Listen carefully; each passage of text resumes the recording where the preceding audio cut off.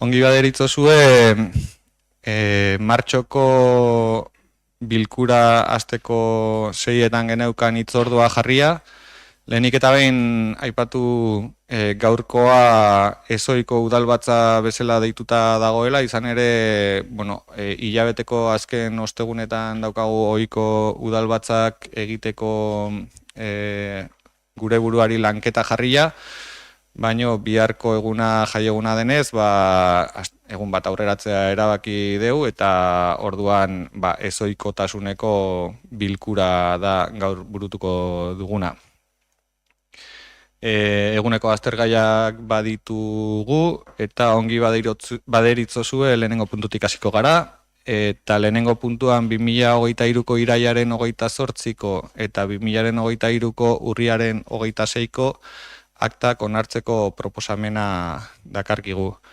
Norbaitek badu zerbait esateko?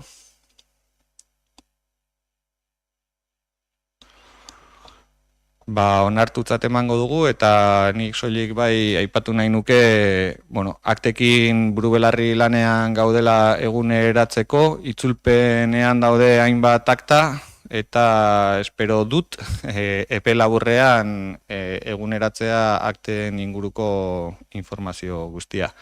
Eta baita, akta hauek udal webgunean eskura izatea herritar guztiek.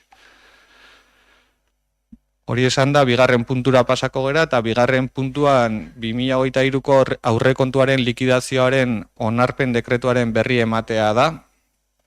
Eta honi buruz, aurrekontuaren likidazioa, aurreko ekitaldiko aurrekontuaren gauzatze maila aztertzeko eragiketa multzoa dela esan behar dut. Eta bertan jasotzen dira, bai laburpen kontua, ekitaldiko sarreren egoera, ordainketa kredituen gastuen egoera eta konpromiso kredituen gastuen egoera ere. Dekretu honekin batera, likidazio dekretu honek hainbat txosten jasotzen ditu bere baitan, eskura jarri direnak, eta txosten horiek dira itxitako aurrekontuen aldaketen egoera, aurrekontuan ez dauden zordunen eta hartzeko dunen saldoen egoera, ekitaldiaren amaieran dagoen hartzeko dunen guztizko saldoa zorrez diren diru sarreren itzulketagatik, ekitaldiko diru zaintza kontua eta kontaketaren akta itxiera momentuan. Honela eta xehetasun horiek jasotzen dituzten txosten guztiak dokumentazioarekin bat jaso direlarik, aurrekontuaren likidazioaren mamia honakoa da. Aurrekontuaren emaitza doikuntzekin, 5.738.000 euro eta 476 eurokoa da, baina aurrekontuen eragiketen emaitza -180.342 eurokoa izan da. Eta bestalde batetik, altxortegi gerakin gordina 61.811.872 eurokoa izan bada ere, gastu orokorretarako altxortegi gerakina 57.430.587 eurokoa da. Azkenik nahi nituzke aipatu baita ere magnitude orokor batzuk, eta honela Hondarribiko udala eta Hondarribiko udalaren menpeko erakundeek aurrekontuaren egonkortasun helburuak bete dituztela jasotzen da 2023garren ekitaldian. 39 milioi euro terdiko finantzaketa gaitasuna izan duelarik. Bestalde batetik zorraren muga ere bete egin da, ezpaitago zor publikorik termino kontsolidatuetan. Udala eta mendeko erakundeen gastu konputagarria 2023 ekitaldikoa 26.728.125 eurokoa izan da, eta azkenik batazbesteko ordaintzeko epea 8,3 egunekoa izan da. Gogoratu beharra daukat, datu hauek behin-behineko datuak direla, izan ere udaran burutuko dugun urteko kontuen formulazioaren konfirmazioarekin edo konfirmazioaren zai egon beharko dugu, hor jasoko baitira datu guztiak modu kontsolidatuan eta auditatuak ere. Ez dakit norbaitek zerbait esaterik badukan. Arratsaldeon, beste urteetan bezala, likidazioa ikusten dugunean, aukera daukagu aurreko urteko emaitza baloratzeko, normaltasunez egin dugu aurtengoan ere, pozgarria da, zentzutea hemen inongo mezu, ez dakit, populistak esatea, edo udalak herritar bakoitzarekin 3.500 euroko zorra daukala, eta guk horrelakoak ez ditugu esango, ulertzen dugu ardurak ematen duela beste ikuspuntu bat, eta arduraz jokatzea garrantzitsua dela. Orduan guk ere oraingoan, guk ere gure taldean baditugu ideiak eta proiektuak hor daukagun altxortegi hori erabiltzeko, urtean zehar proposatuko ditugu noski, eta espero dugu noizean behin proiekturen bat ateratzea, eta altxortegi horretan denen hoberako aprobetxatzea. Besterik ez. Eskerrik asko besterik. Bai, Josu?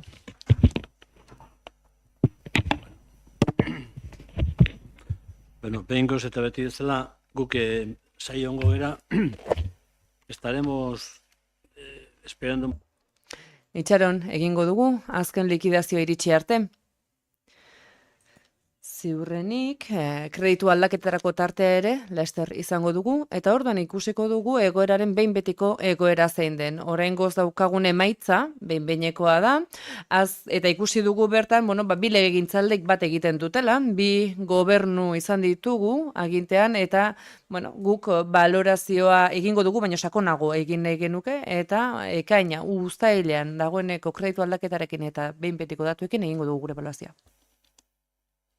Bai, eskerrik asko.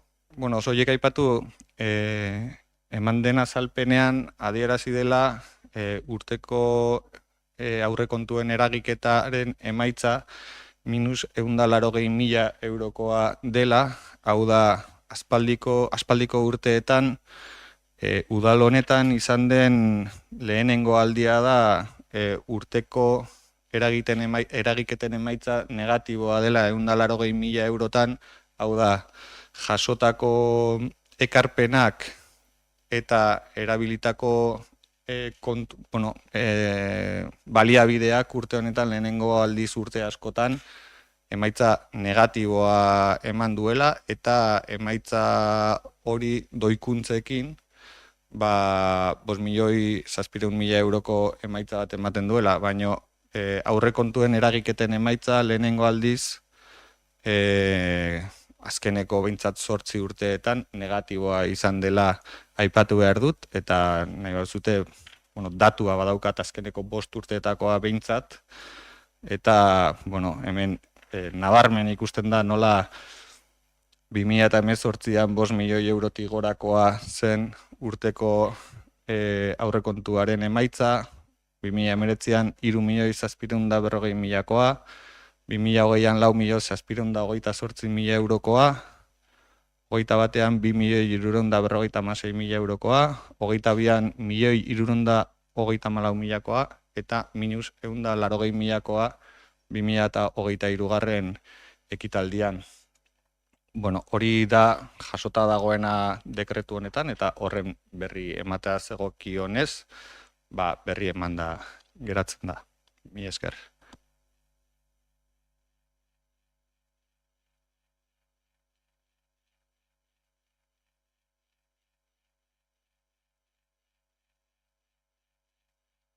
Barkatu, baina, bukatu zaten matema da, baina joan den urteko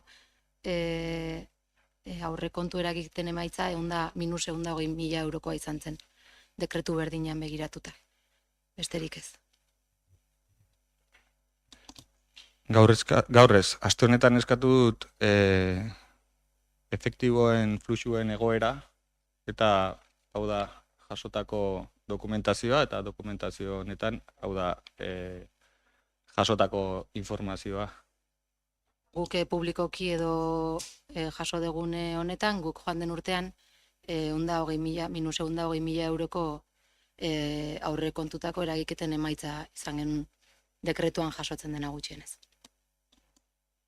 Oso ondo, aktan jasota geratuko da? Eskerrik asko. Ongi baderitzozue, 3. puntura pasako gera. eta hirugarren puntua 2024-26 ekitaldietarako Hondarribiko udalaren diru laguntzen plan estrategikoaren onarpen dekretuaren berri ematea da. Bertan, Hondarribiko udalak hiri honetako gizartearen aktibazioa sustatzeko asmoa berretsi nahi du, eta elkartegintzak ezinbestekoa du laguntza jasotzea. Laguntza hau azpiegiturei dagokionean eta laguntza ekonomikoa jarduerak burutu ahal izateko barkatu. Eta horrela jasotzen da plan estrategiko honetan. Hondarribiko elkarte ezberdinek burutzen dituzten jarduerek hiria eta hiriko bizimodua indartzeko ezinbesteko baliabidea dela iritzi diogu, eta horregatik dagokio udalari elkartegintza sustatzeko politika publikoak burutzea.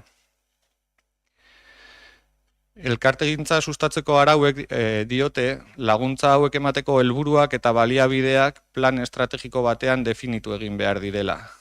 Eta alkateari dagokio dirulaguntzen plan estrategiko hori onartzea. Honela, 2024ko martxoaren 4ean sinatu nuen dekretu honetan, 2024-26 epealdirako plangintza sinatu nuen, eta dokumentu hau udal webgunearen gardentasun atarian publikatu da eta Gipuzkoako boletin ofizialean ere. Dirulaguntzen helburuak honako arloak sustatzeko baliatu nahi da. Gizarte kohesioa indartzeko, genero berdintasuna sustatzeko, adineko pertsonen gizarteratzea bultzatzeko, gazteen autonomia eta emantzipazioa sustatzea, garapen bidean dauden herrialdeekin kooperazioa lantzeko, euskararen erabilera eta ikasketa sustatzea, herritarren artean jarduera fisikoa eta bizitza osasuntsua sustatzea, arte eta kultura jarduerak bultzatzea eta kaleko katuen kopurua etikoki kontrolatzea. Honetarako dirulaguntzak zenbait sailetan multzokatzen dira, hala nola kulturan, jarduera ekonomikoetan, kiroletan, gizarte zerbitzuetan, gazterian, euskaran eta ingurumen sailetan. Dirulaguntzen araubideak aditzera ematen du dirulaguntzak eman ahal izateko bi prozedura bereiztu daitezkeela. Alde batetik norgehiagoka edo lehia bidez ematen dena, hau da dirulaguntzak emateko prozedura arrunta, eskabidea konparatzean datza eta balorazioen arabera ematen dira dirulaguntza horiek. Eta beste alde batetik zuzeneko emakida bidez dirulaguntzak ematea. Eta hau salbuespeneko prozedura da, non izendunaren arabera ematen diren dirulaguntza horiek. Edozein dirulaguntza eman aurretik, plan estrategiko bat existitu behar da, eta aurrekontuan gastuaren onarpena egina egon beharko da. Horregatik, jaso dugun plan estrategiko honek ezinbestean lotura dauka aurrekontuan jasota dauden dirulaguntzekin, edo partidekin, dirulaguntza partidekin. Segurazki, etorkizunean beste hainbat arlo jorratu beharko dira, baina gaur daukagun erraminta aurrekontuetan onartu ziren dirulaguntzetan oinarrituta dago. Hemendik aurrerakoan dirulaguntzen plan estrategiko honek kontrolak izatea ere aurrikusten da. Alde batetik kontrol ekonomiko-finantzarioa, kontu hartzaileak egingo duena, eta beste alde batetik plana beraren kontrol eta jarraipena. Hau laguntzak kudeatzen duen sail bakoitzak burutuko du. Eranskinetan jasota dituzue Hondarribiko udaleko sail bakoitzak jasotzen dituen dirulaguntzak. Kultura eta jarduketa ekonomikoak lehenengo atalean, bigarren atalean kirolak, hirugarren atalean gizarte zerbitzuak, laugarrenean gazteria, bosgarrenean euskara eta seigarrenean ingurumena. Sail hauen baitan guztira 51 laguntza ezberdin jasotzen dira. Eta aurrekontuan onartuta ditugun gastuak guztira 1.700.000 eurotik gorako aurreikuspena jasotzen dute. Dirulaguntza jasotzeko prozeduran nabarmentzeko aldaketa bat ordainketen ingurukoa da plan estrategiko honetan.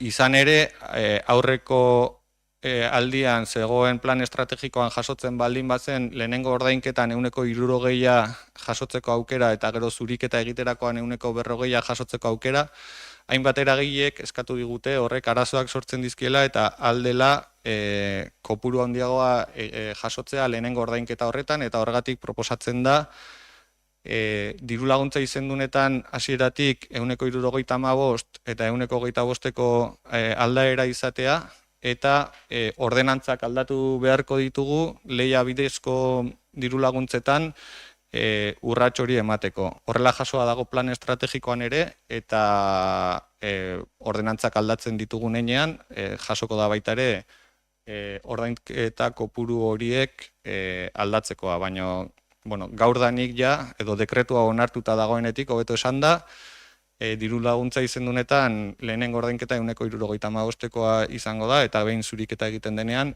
gainerako 125 jasotzeko aukera izango da. Ez dakit galderarik edo zehaztapenik behar den. Bai, gure aldetik, bai, hartzaleon denekeri.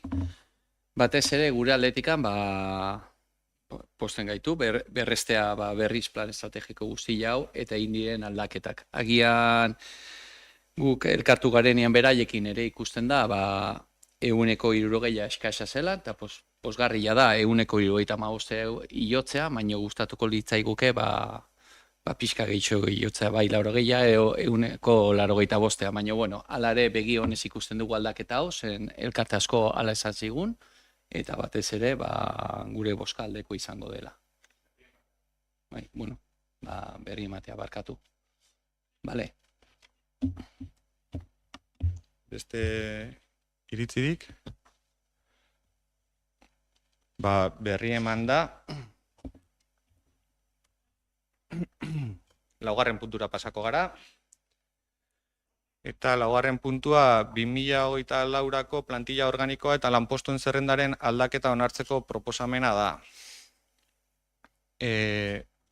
Otsaila amaieran, 29an, ez banago oker, arkitektu andereak txosten bat egin zuen plan orokorretik eratorritako bete beharra gauzatzeko aldi baterako programaren amaierari buruz berri emanez.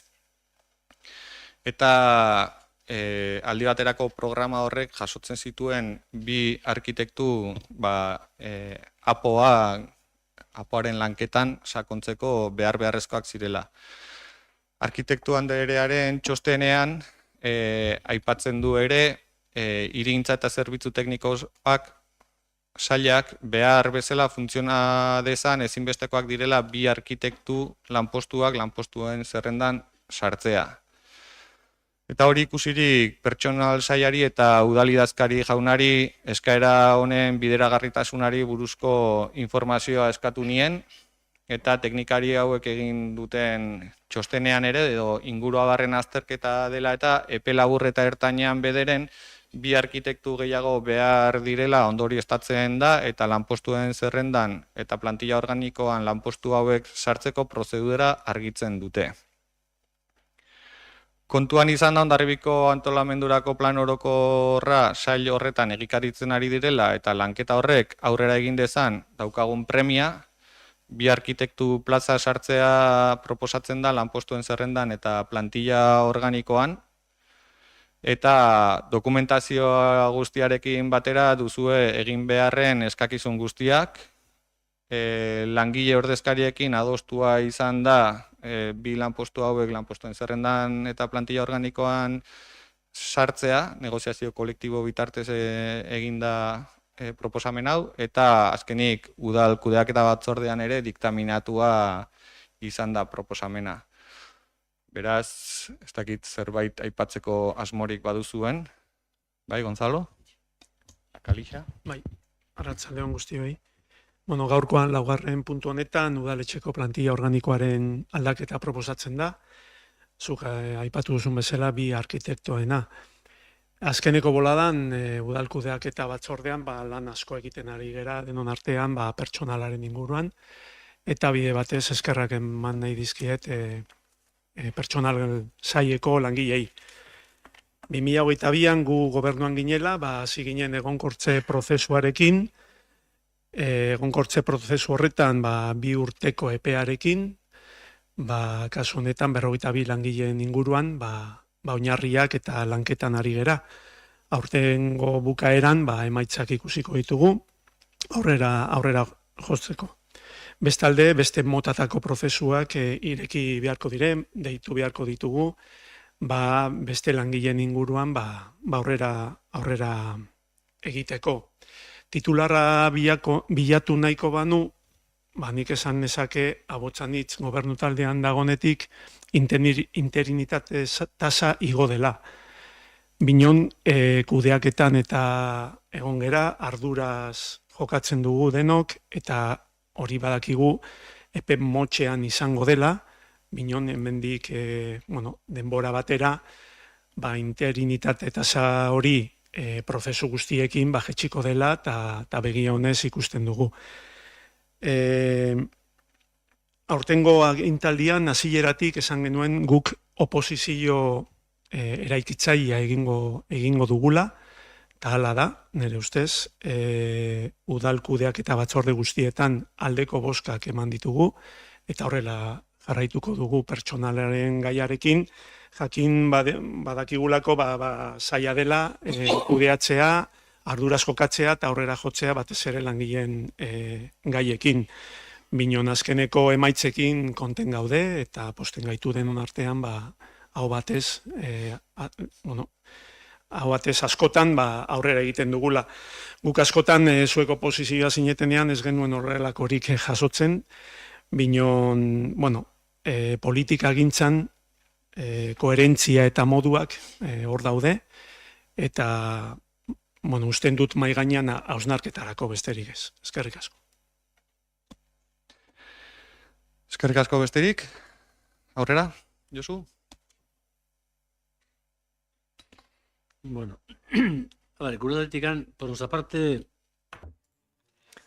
Gure aldetik ez dago askoz gehiago. Esateko izan ere hemen, bi lanposturen egonkortzea aipatzen da, udaletxean, eta ez dugu ezer honen kontra. Aitzitik, iruditzen zaigu puntu hau oso positiboa dela. Baina pentsatzen dugu honek prozedure luzea zabalduko duela, prozesua luzea izango da, eta bitarte horretan formulak bilatu beharko ditugu, pertsona hauek egonkortzeko edo ez, lanpoltsetara jo behar dugun edo ez ikusteko, lanbideren prozedura bat ireki behar den ala ez erabakitzeko, baina gure RPT-an bi lanpostu gehitzeko inolako arazorik ez dugu, baina bitarte horretan plaza hauek bete behar dira. Hau da, gure apoa hor dago, eta eguneroko lanak ere hor daude, egunerokotasuna ere oso garrantzitsua da. Egunerokotasunean aldaketa asko egiten dira, fatxadak aldatu behar dira, lanak egin behar dira udalerrian, eta noski guk ez dugu ezer planteamendu honen kontra. Baina, badakigu, bitarte horretan, formulak bilatu beharko ditugula, egunean dauzkagun behar izan horiek asebetetzeko. Eskerrik asko, besterik. Nik soilik gogoratu, hemen aipatu da bi gauza kontradiktorio, ez? Aldi baterakotasun tasa igo dela gu hemen gaudenetik gobernatzen, eta bestalde batetik plazak bete behar direla, ez? Eta plazak nola betetzen diren, noski egon dire garaiak langileek bajak hartu dituztela, eta langileak ordezkatuak izan direla oso epe laburrean.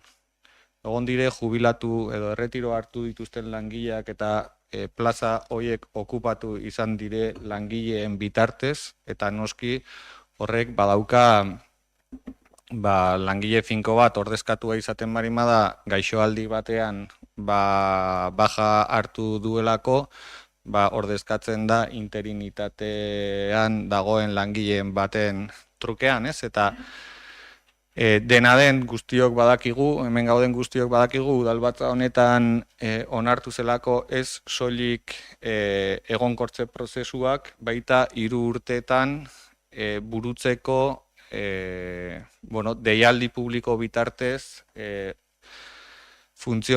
karrerazko funtzionario izango diren beste 25 lanposturen deialdiak egitea, eta ziur nago egiten ari geren lanketarekin, aurten bertan ja ikusiko ditugula aspaldiko partez udal honek lanpostu deialdi publikoak egiten dituela, eta ez gutxi. Ziur nago horretarako ere guztiok eukiko dugula elkar partekatzeko oinarriak adibidez, deialdi horietako oinarriak adibidez, partekatuko ditugu langileekin, beraiekin ere, eta argi dagona da, eta uste dut guztiok ere badakigula, gobernu honek bere buruari ezarri dion erronka, aldi baterakotasuna 70% ingurutik 8% pasatzekoa dela 3 urteren buruan. Ez da erronka xamurra, baina egiten ari geren bidean, ziur nago 8% langa horretatik bera edo oso gertu egongo garela legealdi amaierarako, izan ere prozedura guztiak ez dakit amaituak egongo dire, baina behintzat helburu hori lortzeko prozedurak martxan egongo dira, horrela jasota dagoelako lan planifikazioan. Eta momentu honetan esan dezakedana da, lan planifikazioa bere horretan burutzen ari dela, eta datozen hilabeteetan berriro ere langilegoaren inguruko gaiak izango ditugula udalbatza honetan, izan ere ziur nago aurten bertan lehenengo deialdi publikoak burutuko direla, naiz eta jakin egonkortze prozesuek beraiek ere lan handia eragiten ari digutela, eta horiekin batera uztartuko dugu lanpostuen deialdi publikoak burutzea. Horien egikaritzearen data ezin dute esan, zeren azkenean azterketa horietan egoten diren goraberak, egonkortze prozesutik ikusi ditugu badaudela zenbait gorabera zailtzen dutenak bidea, baina bidea irekia dago, lanketa bidea irekia dago, eta datozen gertuko hilabete hauetan, datorren hiruhilekoan ziur nago udalbatza honetan hitz egiten arituko garela ja lanpostuen deialdi publikoen inguruan eta horien prozedurak martxan jartzearen inguruan. Orduan, berri ematea ez hau onartze proposamena zen, orduan 2 arkitektu lanpostu plantilla organikoan eta lanpostuen zerrendan sartzearen bozketa proposamena bozkatuko dugu. Aldeko bozkak, hau batez onartua.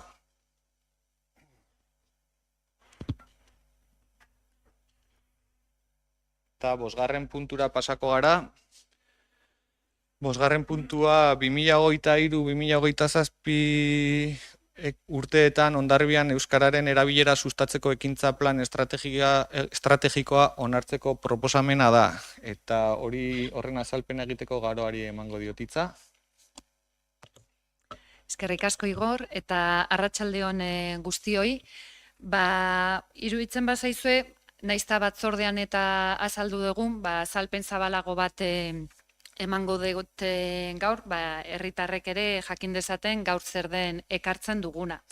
Azken finean, 2023 eta 2027ko agintaldiari dagokion euskara sustatzeko plana da, eta azalduko dut alde batetik testu ingurua, bigarrenik nola egin dugun plan hau, bere tripak, bere edukinak, eta bereziki nola emango diogun jarraipena. Orduan, testu inguruari dagokionez, azaltzeko, Eusko Jaurlaritzaren hizkuntza politikako sailburu ordetzatik agintzen gaituzte legealdi bakoitzean 2 plan egitea, euskararekin lotuta daudenak. Bat, herri mailakoa eta bestea udala mailakoa. Gaur onera ekartzen duguna, herri mailakoari egiten dio erreferentzia. Urrengo hilabetetan, ekarriko dugu udalari erreferentzia egiten diona, ze horren lanketan gaude. Orduan, testuingurua izanik hau, urrengoa da nola iritsi garen gaur ekartzen dugun proposamen honetara. Alde batetikan esan, plan hau egiteko kanpoko aholkularitza zerbitzua behar izan dugula, bestelako herri batzutan euskara sailetik propioki egiten dute baliabideak eta badituztelako, baina gurean kanpoko aholkularitza joan da, eta esleitu zen enpresa, hauteskundeak aurretik esleitutakoa izan zen, eta berekin egin dugu lanketa. Plana egin alizateko, lehenengo bai egin dena izan da diagnostiko bat, zein den euskarak herri mailan daukan egoera, eta horretako bildu dira bai datu kualitatiboak eta kuantitatiboak. Eta kuantitatiboei erreferentzia txiki bat egin nahi diet, eta behin ta berriz errepikatzen ari naizena, 2021 soziolinguistika klasterrak egindako azterketaren arabera, Hondarbilan euskararen erabilera 16,3koa zen, eta elkarrizketa gehienak 75,3 gazteleraz. Soziolinguistika klasterrak ere esan zigun, pixka bat zein izan beharko luke gure hortzimuga, zein izan beharko litzateke helburua kontutan hartuta ze ezagutza maila daukagun gure herrian. Esan zigun, daukagun ezagutza mailarekin 33koa izan beharko zela euskarak herrian daukan erabilera, baina daukagu horren erdia. Beraz, egoera, latza da, ze azken finean erdian gaudelako erabilera horrekin. Eta gero gehiago, hau 2021an egindako azterketaren emaitza da, baina 2016an egintzen ere azterketa berdina, eta orduz geroztik, hau da, 5 urteetan 8 puntuz bera egin du euskararen erabilerak gure herrian. Beraz, 5 urteetan 8 puntu bera.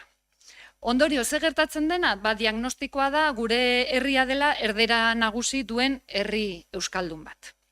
Ordan diagnostiko hori egin zen planean, baitare plana hau gauzatzekoan oso positibotzat jo dugu nola sortu den plana. Plan hau ez delako bulegoan sortu, herritarrekin egindako plana da, herritarra eta eragiletako ordezkariekin, ze 3 hausnarketa batzorde egon ziren. Azaroan, abenduan eta urtarrilan. Eta hor, egindako dinamika horietan emaitza da gaur ekartzen dugun proposamena. Era berean aprobetxatu nahiko nuke horregatik eskerrak emateko plan hau egiten parte hartu duten herritar eta eragilei, eta baita ere hortziri, ze zu hasi zinen plan honen hasierarekin, eta gero nik hartu dute lekukoa. Eta gero esan ere, plana eraberean gaur honea ekartzen deguna, ireki zaitzaizuela ere bestelako talde politikoei zuen proposamenak ere jasotzeko eskaintza. Orduan, hori izan da egin degune prozesua, eta nora iritsi garen. Planaren edukinari buruz, azken finean, Eusko Jaurlaritzak esatzen digu zein den markoaz, non idatzi behar degun, aroa markoa da, bertan ezartzen digu 5 ardatz estrategiko, erronkak, 7 izan direna, lan ildoak eta ekimenak, gauza zehatzak, eta plan honetan jaso ditugu 54 ekintza. Ez ditute esango, hauek web horrian jarriko ditugu ikusteko eta bakoitzak irakurketa lasai bat emateko, baina nahiko nuke azaldu azken finean ekimen ezberdina gobernantzan, euskararen normalizaziorako adibidez jasotakoa da aisialdiko ekimenetan bideratzen diren diru laguntzetan, justo orain ere propioki hitz egin deguna aurreko puntuan, eskatzen da hizkuntza irizpideak txertatzea. Eta era berean, adibidez, lehentasunez, Amuitz eta Ostalaritza elkarteekin lan egitea elkarkidetzan euskararen presentziare handiagoa izateko. Eskatzen da ere, edo jasotzen da planean, euskara erabili edo ikasi dutenei ere aitortza egitea. Edo, udalak ere, kanpaina bat martxan jartzea, herrian erreferente diren pertsonoiekin, eta horiek euskara zizketa.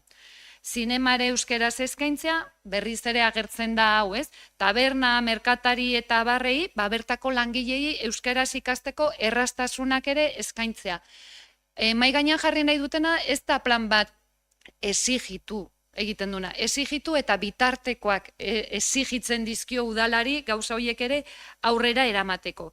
Eta bereziki, lehen esan dudan bezala, 54 ekintza baldin badaude, 17 dire erabilera areagotzeko. Lehen aipatu dudan bezala, azken finean gure herrian erabilera oso apala da, eta bereziki ekintzak hor dire.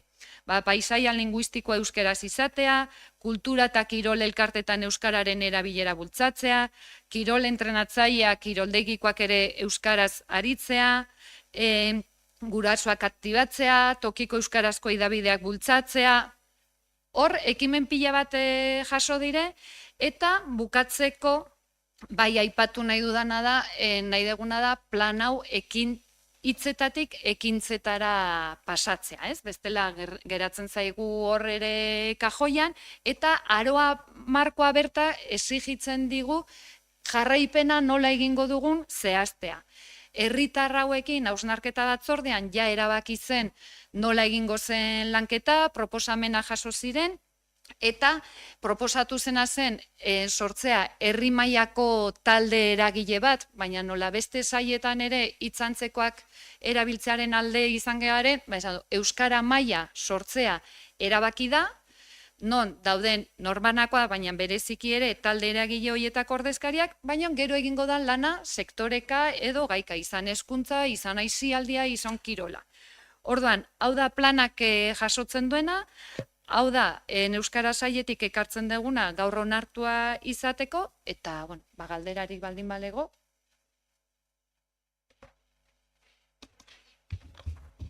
Kaixo berriro. Bueno, zuk esan dezun bezala garoa plana kontratazioa aurrekontuak ez barkatu, hauteskundeak baino lehen egintzen kontratazioa, gure aurreko agintaldian geneukan helburu bat zen, eta bueno, aipatu diren ardatz guzti horietatik, ez dira berriak, urtetan saiatu egin gara bai kirolarloan, aisialdian, merkataritzan eta ostalaritzan euskararen presentzia indartzea, ez da erratxa izan, azkeneko urteetan egoera berezia bizi izan dituzten sektoreak direlako, baina gu ados gaude, hauek dirala jarraitu beharreko hildoak eta lortu behar ditugun helburuekin erabate ados gaude.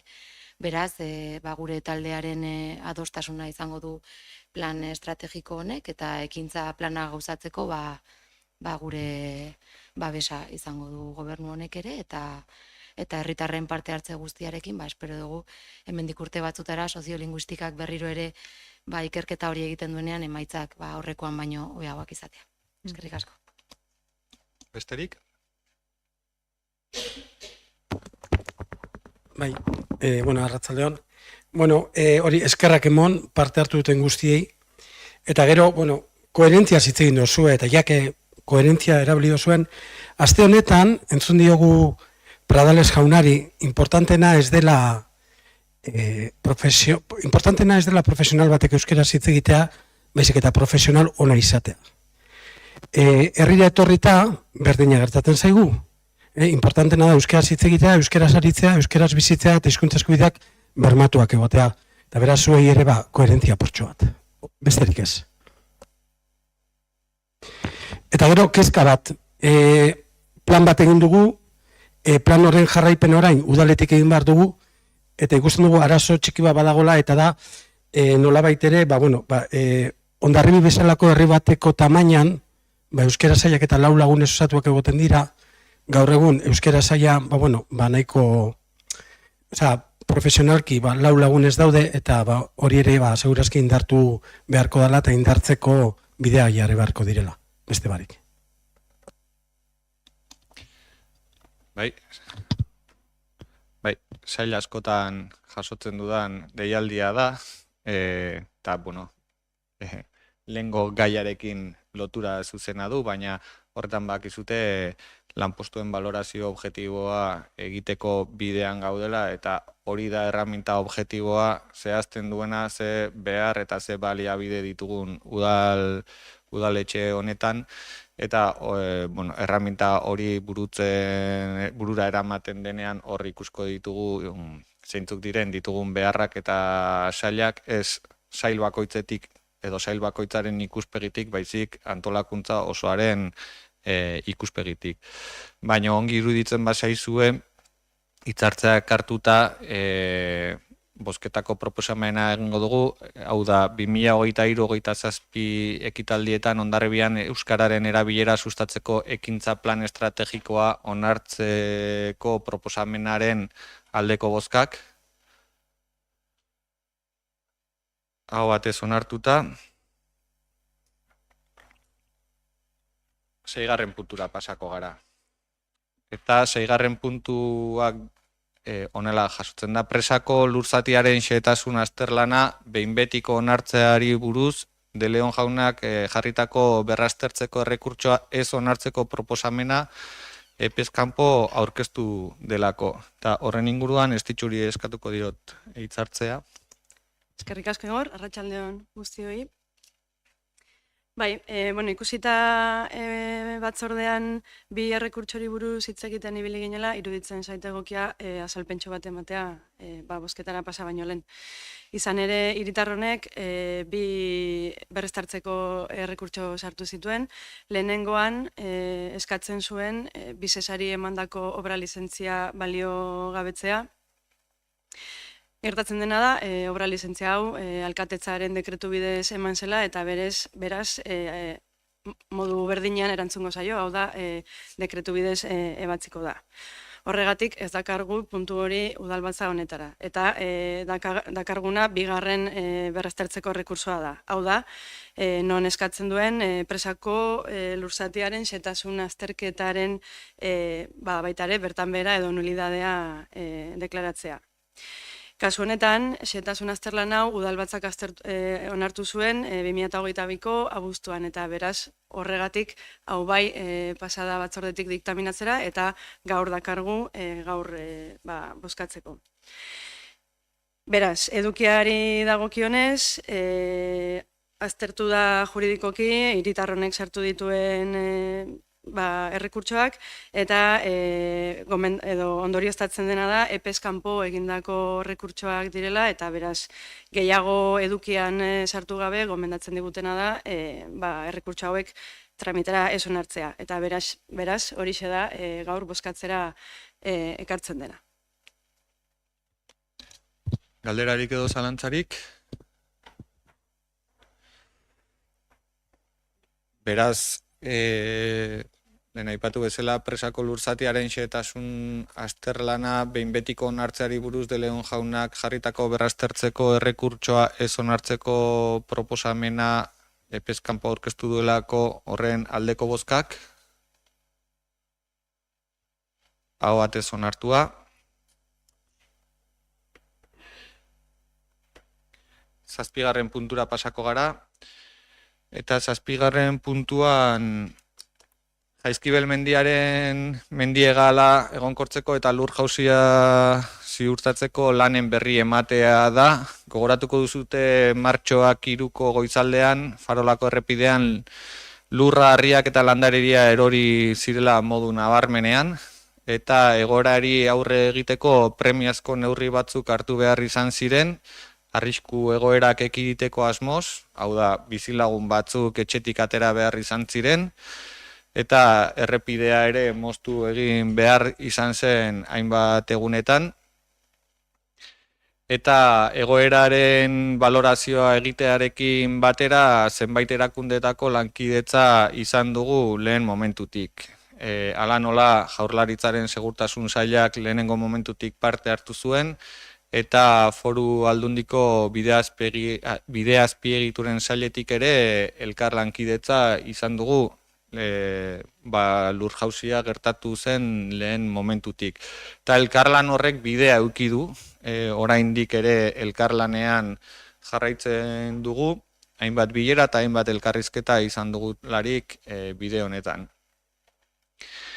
Izan ere, beharrezkoak ditugu lankidetza horiek, zeren lurjauzi horren ondorioz gertatutako edo beharrak aztertu behar ditugu, eta udalak ez ditu baliabide nahikorik, lanak planifikatu egin behar dira egoera lehen erazteko, eta lan horiek ere kontratatu behar izan dira modu urgente batean edo.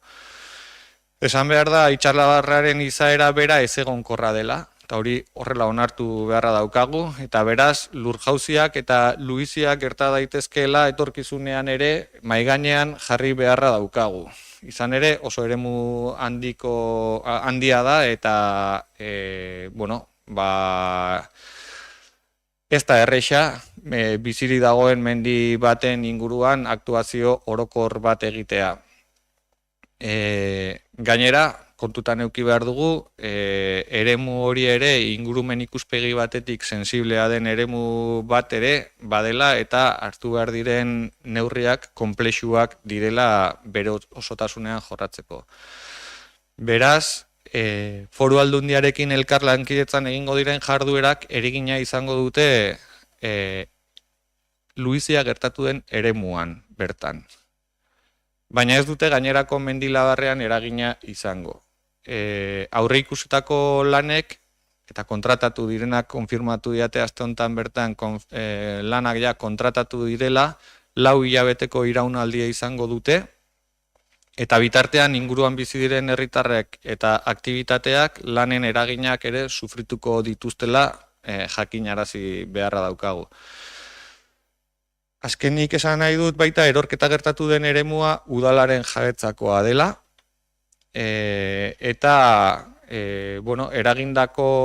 horren ondorioz eragindako gastuak, hau da, ostatu gastuak adibidez, proposatu dudala udalak bere gain hartu behar dituela, izan ere familia bat, egun batez egondu da etxetik kanpo, baina beste bi familia aste bete baino gehiago egon dira etxetik kanpo, horietako batek ostatua hartu behar izan du eta horren kostuak proposatu dut udalak bere gain hartzea, izan ere egoera ez baita izan inoren erruaren ondorio edo, baizik naturaren gertaera baten ondorio izan da, eta gure asmoa izan da herritarrak ahalik eta gehien laguntzea eta arriskuak ahalik eta gehien ekiditea. Eta horregatik zenbait kostu gure gain hartu beharko ditugunaren uste daukat eta hori da proposatu duana. Ez dakit galderarik edo baduzuen.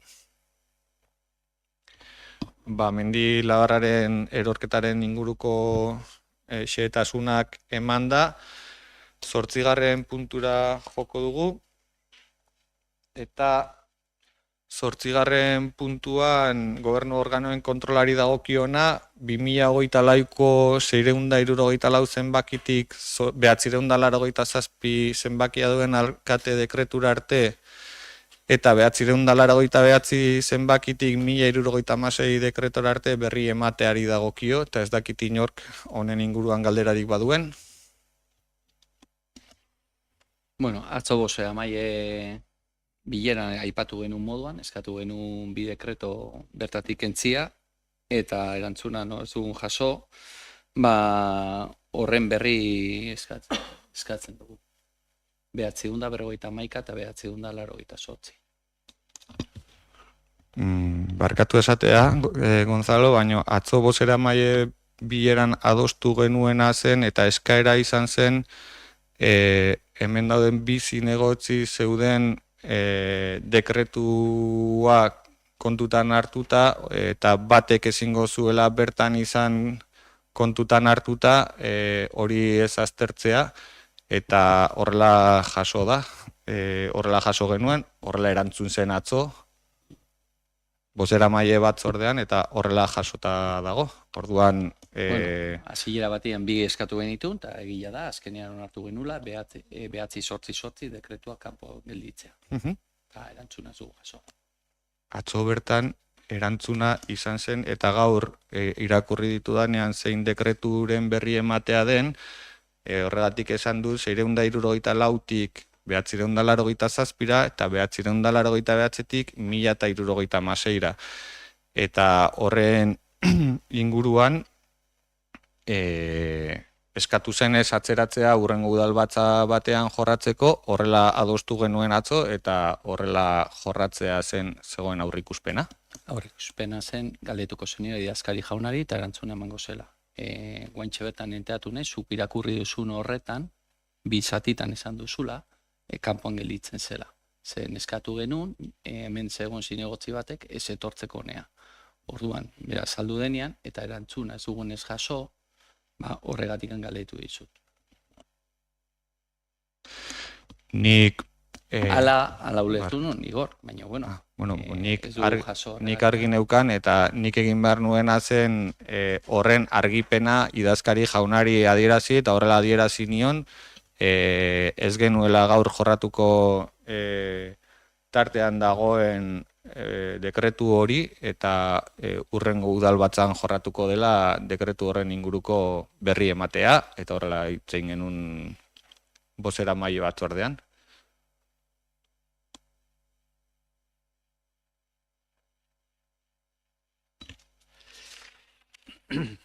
Bueno, yo por mi parte, bueno, Nire aldetik akordioa hori bazen bozeramaileen batzordean, kasu honetan,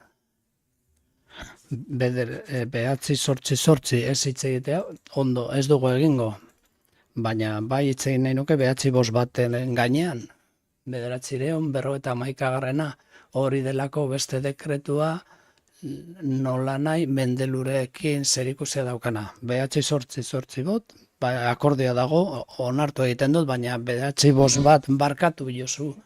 Hitz egingo.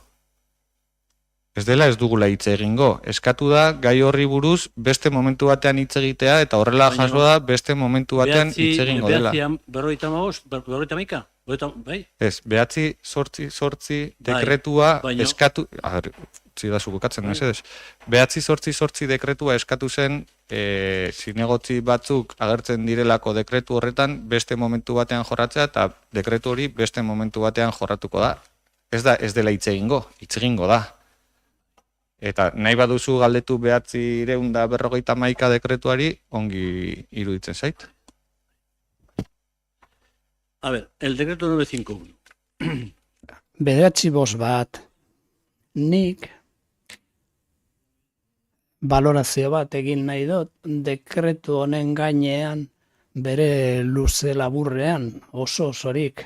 Nik uste hasiko naiz gainera egoera ze gertatu zen, ze gertatzen ari den gure hirian Hondarribin, eta esan beharra daukat bilera bat izan genuela gai honen inguruan.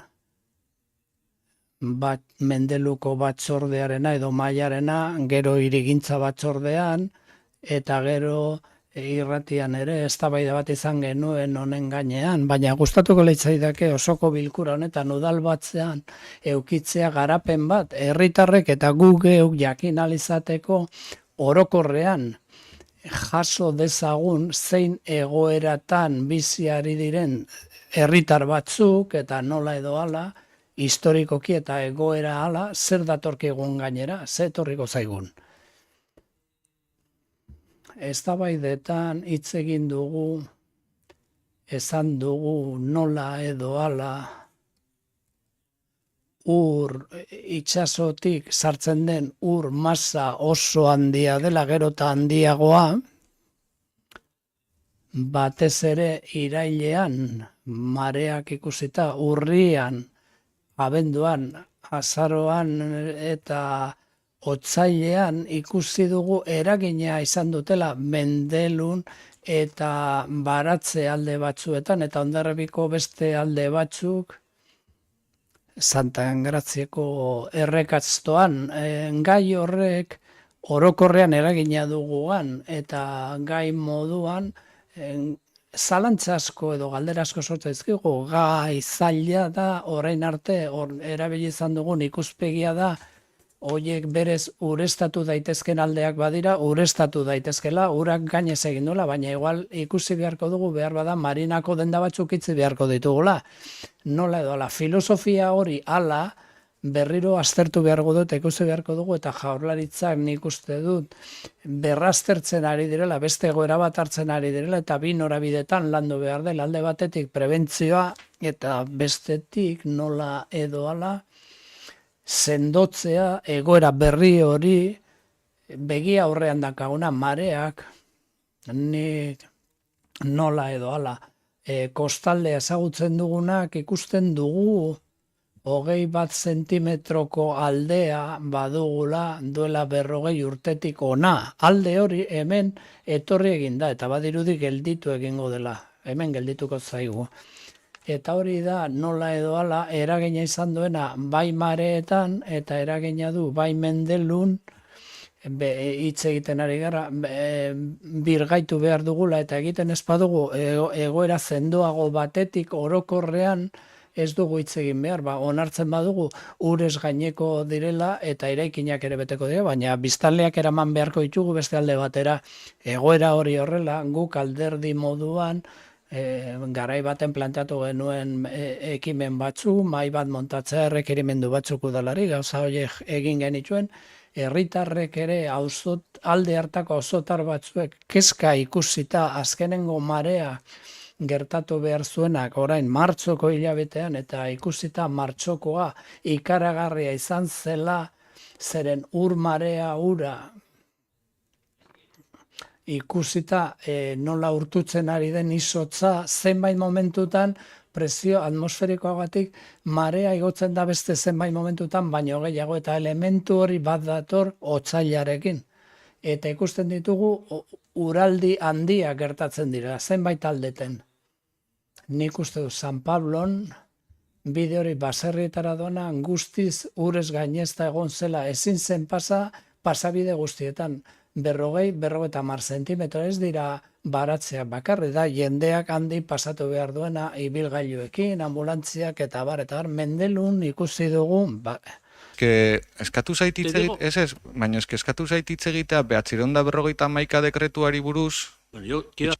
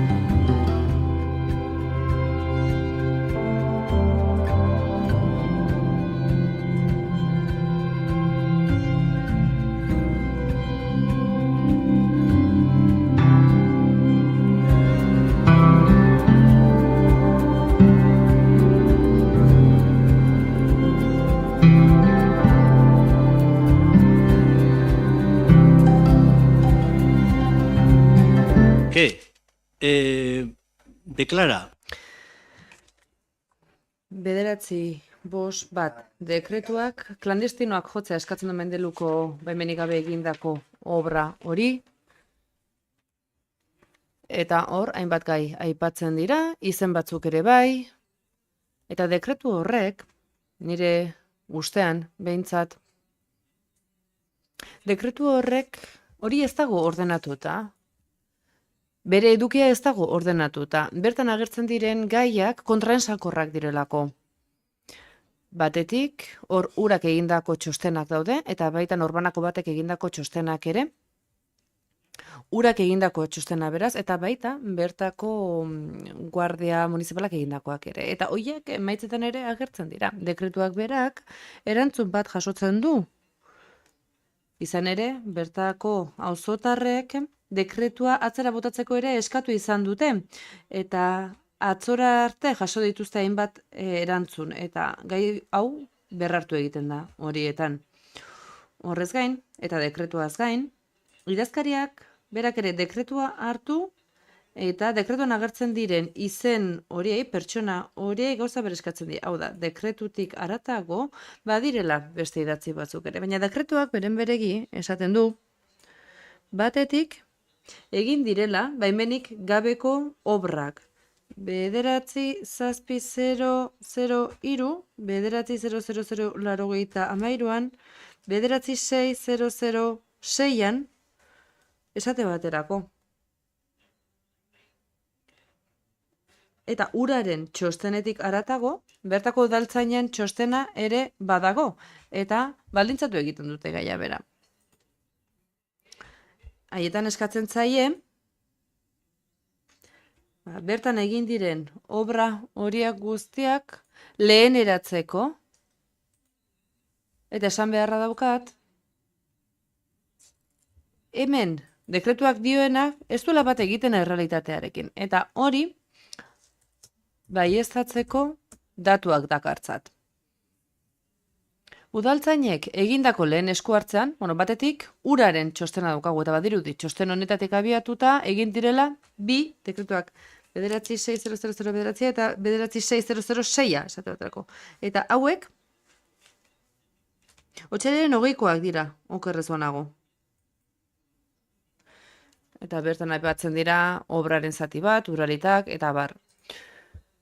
Ezin da hori aurrera eraman hemen erreklamatzen zaien pertsona horiek. Izan ere pertsona horiek egindako esku hartzeak martxoaren 6 edo 7koak dira.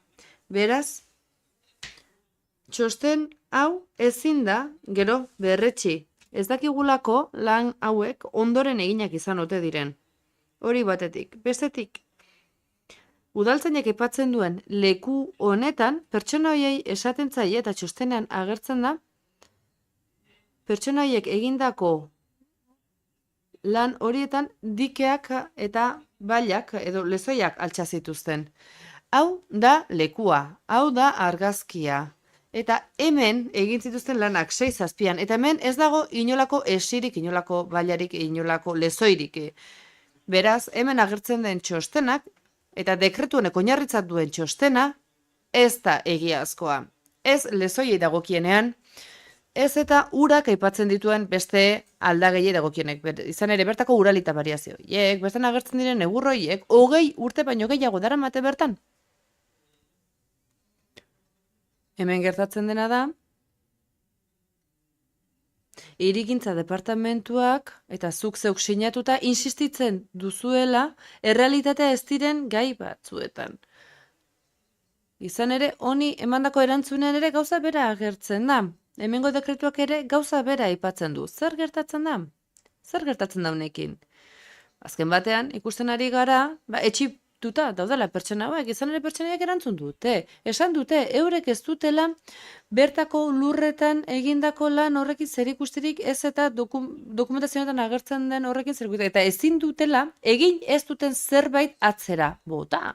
Edo desegin hori diote, eta iruditzen zait hirigintza departamentuak ez dela bertaratu, ez duela ikusi, besterik gabe, txostena hartu du, uraren txostena eta udaltzainen txostena hartu dute. Eta ez dira lekutu bertan hori egia den ikusteko. Hori kontuan izanik, hemen eskatzen dut herritarrez ari garela kontuan izanik, izan ere herritar hauek prebentzio elementuak jarri dituzten martxan egoerari aurre egin ahal izateko. Eta hemen, obra klandestinotzat jotzen dira, eta beste gauza batzuk ere, baina ez naiz ausartuko horiek aipatzera. Egoera hau ikusirik eskatu behar dut hau geldiarazteko, eta dekretu hau atzera botatzeko. Eta hirigintza bertaratu dadila, egiazta dezala, benetan, sinatu duen dekretu hori horrela egiazkoa den, ala ez delako ala. Eta ez ditzagun hemen itzulinguruak eman, izan ere herritarrek zer egin dute. Bueno, besterik gabe, egoera baten aurrean, prebentzio elementu batzuk erabili dituzte. Eta behar bada, mudalak, eta erakundeak egin behar zituzten lan horiek, eta ez dute egin. Hori da errealitatea, hori da egia. Zuk, aipat esan didazu, zehatza izateko eskatu didazu, eta dekretua aipatzeko. Bueno, guk dekretua atzera botatzeko eskatzen dugu puntu honetan, eta gai hau modu zibilizatuagoan tratatzeko eskatuko dugu. Ez direlako 3 horiek bakarrik. 140 herritarrek sinatu zuten dokumentu bat prebentzio neurriak eskatuz, eta prebentzio neurriak hartzeko baimena eskatuz. Jo dezagun beraz egiara, eta hemen aipatzen diren txosten horiek berrestera. Eta ikus dezagun, ea egia dena ala ez.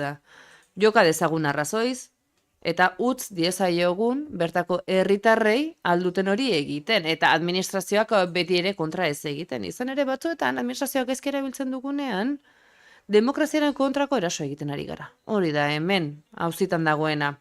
Horregatik gauza egia den ala ez baieztatzeko eta behingoan, gai hau isteko eskatzen dut hemen. Posible duzu garraxi egin, posible duzu berotu, eta bai, posible duzu, eta nik ulertuko dut zure beroaldia pentsatzen duzuk nireak ere eta nire estualdiak ulertuko dituzun bezalaxe.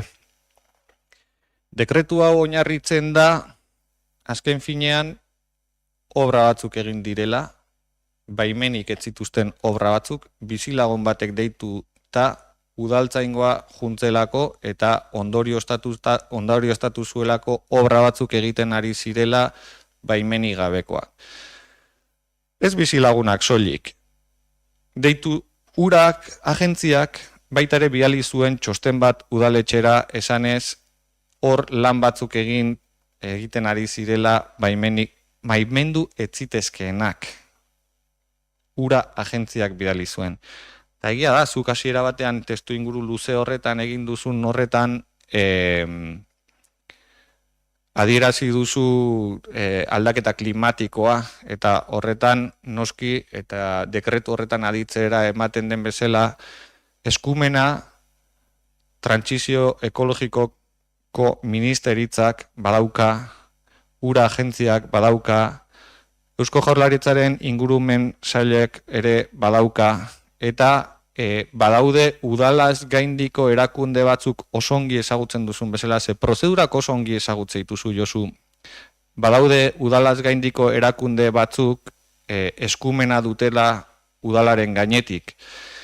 Eta hemen gertatu dena da eskaera bat egontzen, zuk aipatu duzun bezala, eta tramitatu zen modu urgentean eskaera horren inguruko erantzun bat izateko ura agentziari eskaera hori helaraziz, eta ura agentziak ebatzi zuen ere modu urgentean, esanez ezin zirela obra horiek baimendu, eta horrela jakinarazi zitzaien eskaera egin zutenei.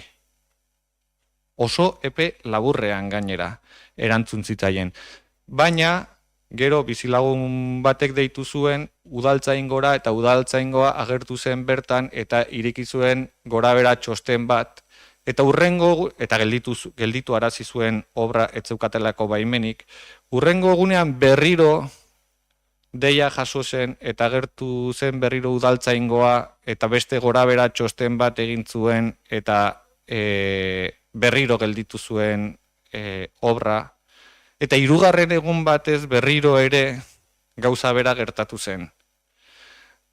Orduan, hau noski, espediente batean jasotzen da eta prozedurak aditzera ematen du obra baimenik gabe egiten ari ziren obrako horiei, obra jakinarazten zaie klandestinoa dela, baimenik ez daukala eta epea ematen zaie egin nahi dituzten alegazioak egiteko. Hau da, berme guztiak esartzen dire udal administrazio honen partetik herritarrekiko. Berme guztiak prozeduren inguruan. Orain, dekretu bat bertan bera ustea zu badakizu, ongi badakizu Josu, tramitazio administratiboek ez nautela onartzen horrelako zerbait egitera, baizik teknikariek txostenak egiten dituztenean eta tramite bat abiatzen denean, tramite horiek burutu egin behar direla. Zuk hori ere oso ongi badakizu Josu. Ezin da biztagor egin erosoago edo deserosoago egiten zaidalako. Guk egiten duguna da eta dekretu horretan jarsotzen dena da adieraztea lanak, egin diren lanak ezin direla legeztatu, aurrez jakinarazi zitzaien bezala, eta lehengo egoerara bueltatu behar dutela egin dituzten lan horiek. Ez dagolako udalaren esku baimen hori gure baitan ematea, beste erakunde batzuek baimendu behar dituzte, eta zuk hori badakizu Josu. Eta zu badakizu tramite administratiboak nire herritar pila batek idazten diate, eta jarriko dut adibide bat, udaltzaingoan asko gertatzen zaidana. Eske nik ez nuen gaizki aparkatu edo, nik ez nuen gaizki idatzen, eta udaltzaingotik egiten duten ebazpena, nik ezin dut ez tramitatu nire baitan dagoelako tramitatzea edo ez. Tramitatu behar da. Eta berme guztiekin herritarrentzat, baina administrazioaren jardun egokiekin, eta hori da 951 dekretuak ebazten duena. Ez gehiago eta ez gutxiago. Eta gero, testu inguru horren inguruan, ez dakit zerbait esaterik nahi den edo ez, ez, Josu, da berrie, galdetu duzu eta erantzun dizut.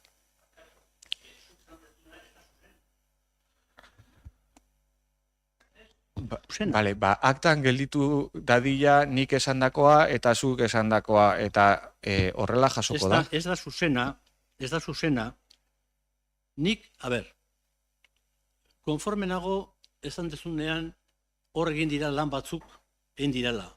Egun batean, bigarrena eta hirugarrenean. Baina efectivamente, baina dekretoak, lo que el decreto está señalando. Dekretuak adierazten duena, eta bertan agertzen diren partzela horiek, hau da, 9.600, 9.3, 9.600 eta 9.700 horiek dira dekretuak agertzen direnak, eta partzela horietan eragiten dute, eta partzela horietan esaten zaio lehengoratu egin behar direla partzela horiek herritarrei. Baina herritarrek partzela horietan ez dute jarduketarik egin. Izan ere, 93an eta 006an, uraren txostenak aipatzen dituenak martxoaren 20koak dira. Eta herritarrek ez dute halakorik egindako lan horiek martxoaren 7an eginak direnean. Y también, sí, y de alguna forma también... Sí. No te estoy entendiendo. Pero también lo que te tengo... Ez dizut ulertzen.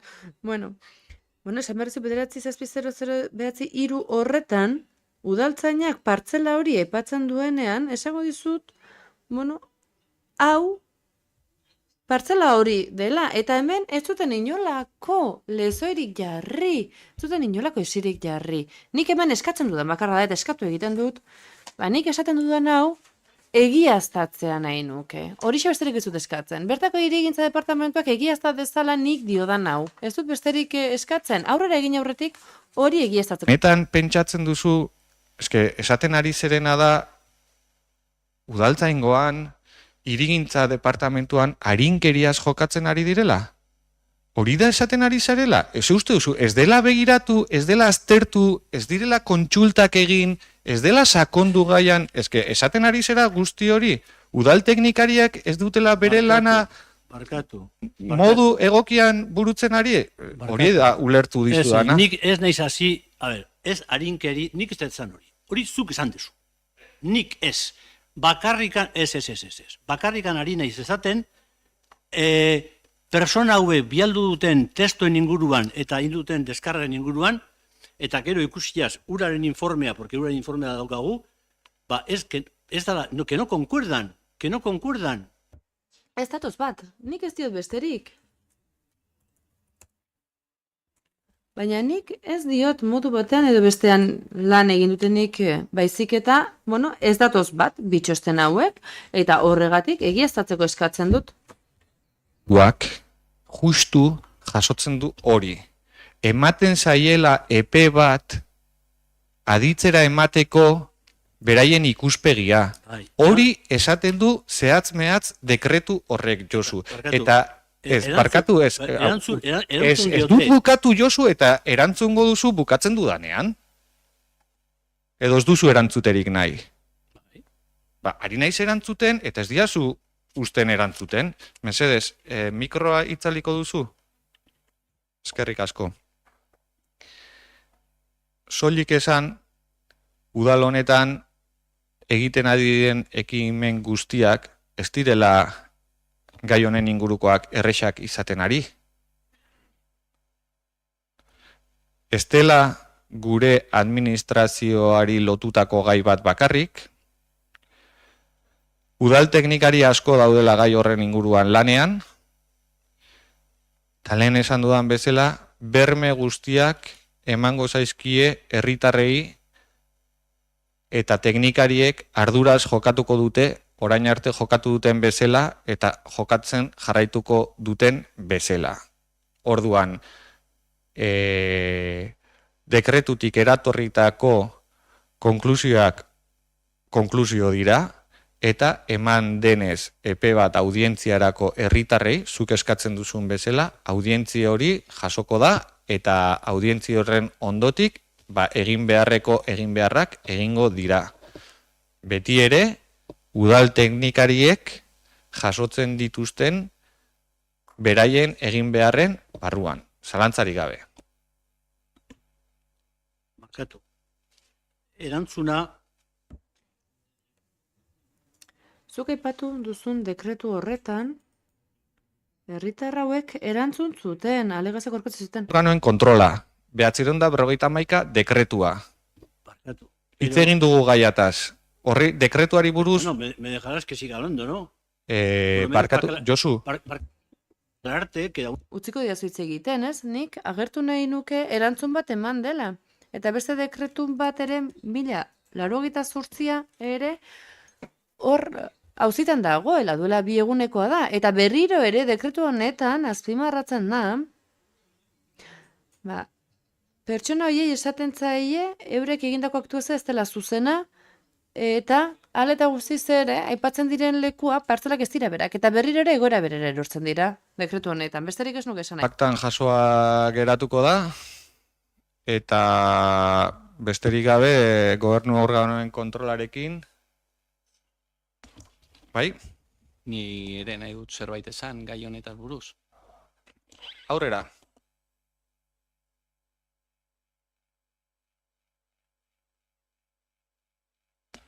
Behatziehun eta berrogeita hamaika dekretutaz bakarrik hitzein behar badugu, horretaz bakarrikan hitzein dugu, eta ez beste gaietaz. Argiago, ne ustez, o gure ustez, o denon ustez, ustelaz ustel, otsaiak 19an hasi zela udena.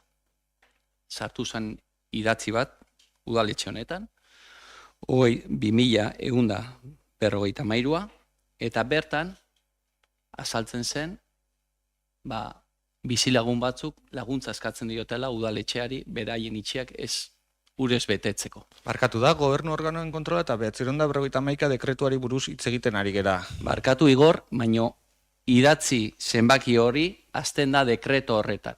Hemen dagola dekretua eta azten da zenbaki horrekin.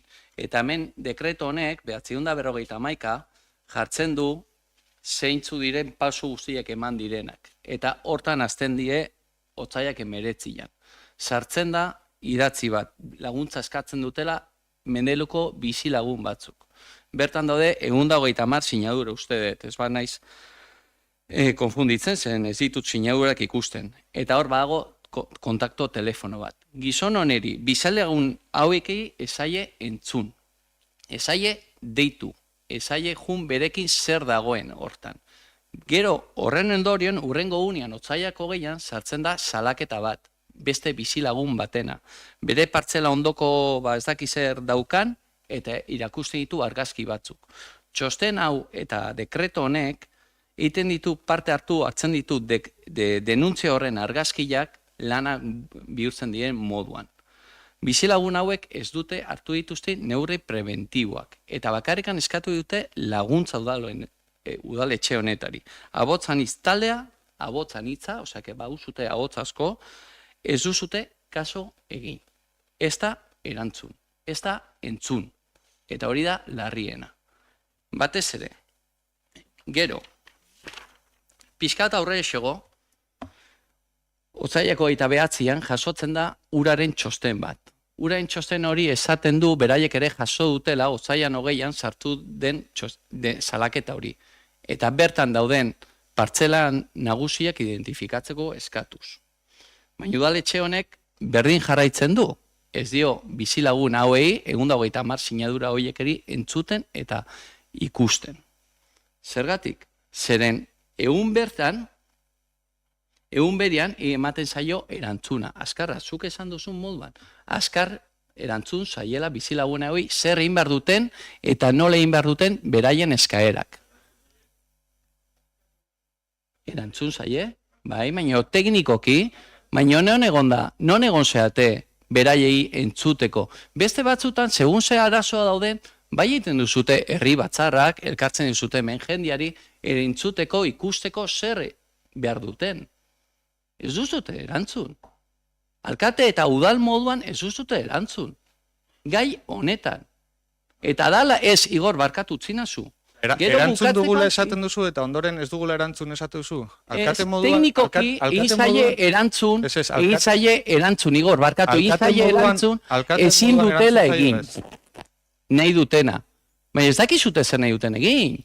Ez dakizute. Gero nola beraiek ez dute egingo? A ber, Igor, barkatu. Zer egin dute? Badakuzu argazia ezin duten? Hau badakate urez beteta dena. Gabe, hemen. Zegoen, hola, deus gabe. Jarri diote lur pixka bat, hola, montoncito bat 20 zentimetrokoa, ura esartzeko. Beste lezoian, ez egola deusez, jarri diote 20 zentimetro lurra bertako lurraki. Ez dut egin deusez nikon uralita, panel sandwich, baia sarkin, tablerokin, holako gauzirikan ez dut egin. Gaina, partzela guztiak daude nastuak, txosten dekreto horretan. Zenbaki sarreak daude gaizki. Partzelan non egin die lana daude gaizki.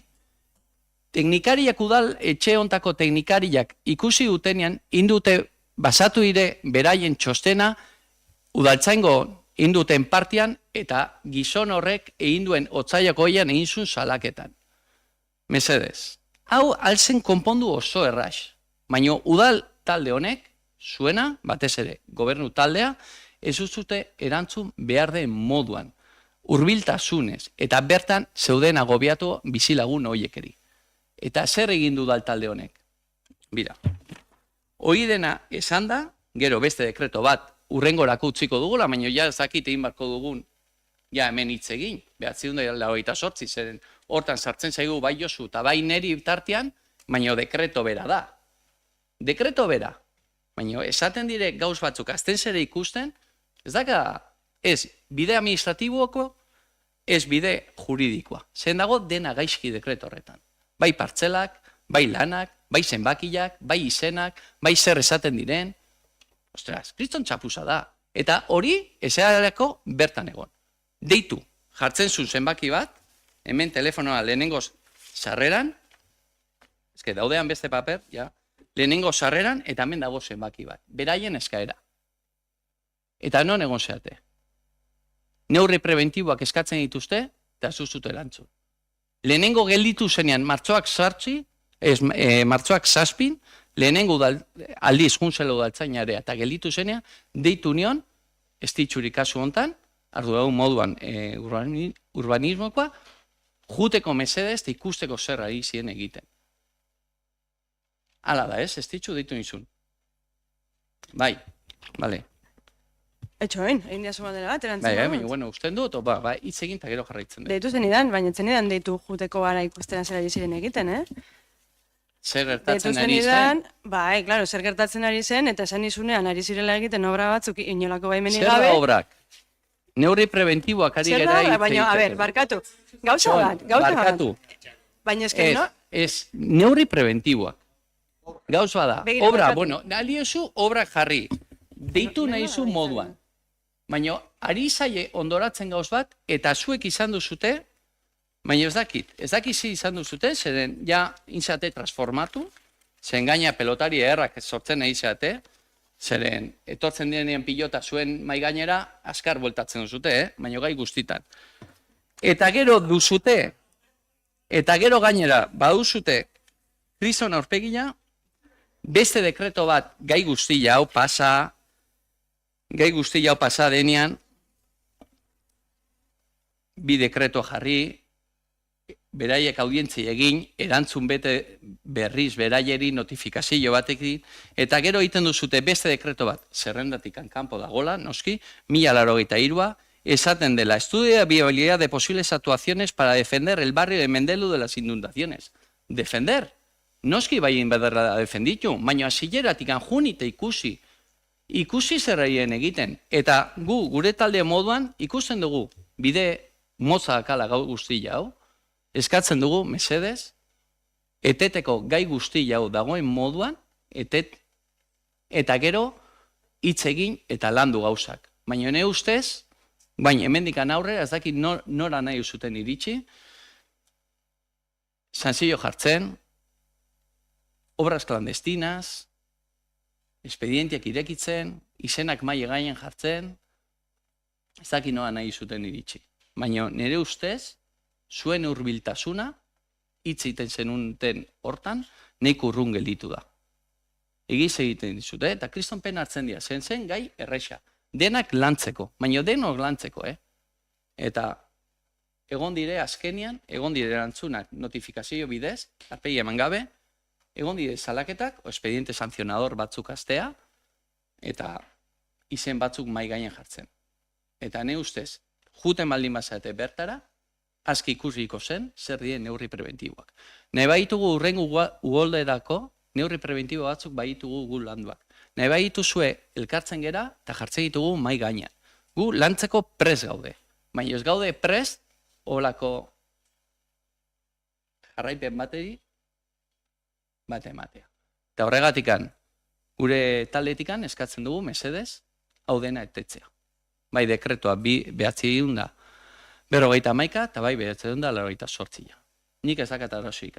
Nik nire argibideak ja jarri ditun batzorren mai gainean. Baina hau dena, kriston txapuza da. Egitan, kriston txapuza. Bai, eskerrik asko Gonzalo, motx erantzungo dizut, izan ere erantzun dugula eta ez dugula erantzun esaldi berdinan esatea, ja horrekin bakarrekan nahiko kontradikzio dago, ez? Josuk aipatu du uholdeak ere morretan duela 20 urtetikan gertatzen direla, eta ez dire oraingo gauzak, uste dut neurriak hartzeko garaiak ere, eta aukerak egon direla, guk ez dugula eser egin eta ez dakit, zuk badakizun ni non egon naizen eta zer egin dudan badakizun horretan, ez dakit, ez dut ulertzen. Baina, bueno, hemen azkenean egin nahi baldin bada itxura bat, gu denok elkarrekin egin nahi dugu, gai honi buruz hitz egin da batzordeetan. Udal gobernu honek ze lanketa abiatuta daukan badakizute udal talde guztiek. Zeinen eskumenak diren eta zeinenak ez diren ezagutzen dituzute. Teknikariek egin dituzten txostenak txapuza bat direla esatea, nik ez dut partekatzen. Eta eten daiteken edo ez, bertan bera ezin da utzi dekretu bat, egingo dena da, eta egiten ari garena da, lantzen, auzo elkartekoekin, talde politikoekin, eta teknikariekin batera gauzak nola ahalbidetu daitezken. Eta hemen aipatutakoak aktan jasota geldituko dira, eta eskertzen dut zuen ikuspegia esatea, eta, bueno, uste dut ja azalpen guztiak emanak daudela 951 dekretuari buruz. Vale, bueno, ja esan duzula txapuza, guain esango ditu. Txapuza esan duzu zuk. Bai, Txalo, zuk ja aipatu dizkiazula, nahi duzu esatean non dauden akatzak dekretu guztian? Ez dut nahi esatean non dauden akatzak, Zergatik ez? zeren dekretuaren oinarriat udal teknikariek egin dute. Bueno, ni nahi izkizut esan, non dauden, azaldu, o ez dira zutziko? Bai, utziko izu noski, baino bakarrikan da hori kamera bat daukazulako aurrean, baino, bueno, utziko izut kamera aurrean egin beharra daukazun... Elkartzen gela orain eta elkartzen dugu, o nahi zunean, urrengo aztian ez, urrengoan? Begira, Txalo. Horren ikartzen dut itza, ze de hecho, datzorde bat deitu behar dut datorren asterako, ze nik behin eta berriro aldarrikatu dizuet, batez ere zuri, baino gehiago zuri, Josu, honetan elkarrekin joan behar dugula, ze bakarka juten begira ze kakaotan sartzen garen, eta datorren astean batzorde bat egingo dugu, izan ere batzordean atera zen ideia bat, badirudi aurrera egin daitekela, hau da, guk bai eskatu diogu baimena urari eta gaur bertan urak eman digu baimena hondarrezko sakuak jarri daitezkela, beraz, hori tramitatzeko eta hori kudeatzeko batzorde bat deituko dugu. Bai, ze gainera nire asmoa da zuekin, guztiekin, auzora jutea eta ikustea nun jarri beharko diren eta zenbat erosi beharko diren. Eta hori bakarrik, segurazki sortu beharko dugula lantalde bat saku horiek kudeatzeko. Ze, klaro, laguntza beharko da, brigada ez delako iristen. Bai, orduan, eskertuko dizut asko, batzordean, akatxoiek mai gainean jartzen baituzu, horrela arkitektua zedara por enterada eta jasoko dugu akatxa. Bale? Ja, aprobetxatzen dut esateko batzordea deituko dugula. Eskerrik asko.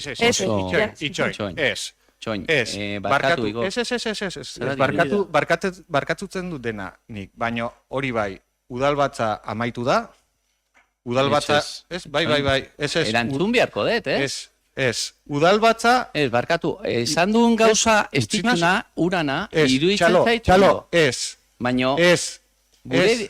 Nola ez? Itzan ni daukat. Txalo, itzan ni daukat, entzuidazu, eta nahi bauzu, ondoren jarraitzen dugu hitz egiten. Orduan, gobernu organoen kontrolarekin udalbatza amaitutzat ematen dut. Nahi baduzute nere proposamena da, eta Txalok bota duen bezala, orain gelditzeko aukera badaukagu guztiok, hau guztia, debate hau guztia ez da udalbatzaren aktan jasotzekoa, gure arteko elkarrizketa bat da, eta nik ez daukat arazorik hemen gelditu eta gure arteko elkarrizketa horretan jarraitzea, orain hemen baditugu teknikari batzuk udalbatzan gai zerrenda bat jorratzen, udal teknikari horiek gure arteko debatean ez dute zertan gelditu beharrik, orduan nik proposatzen dudana da udalbatza bertan amaitutzat ematea, orain arte esandakoak udalbatzarekin lotura daukate, etorkizunako lanei buruzkoak gonbidatzen zaituztet hemen bertan gelditu, eta hitz egiten jarraitzen baldin behar dugu behar den denbora guztia. Baina udalbatza hementxe amaitutzat ematen dut, arratsaldeko 7:35 diren honetan. Mila esker guztiei.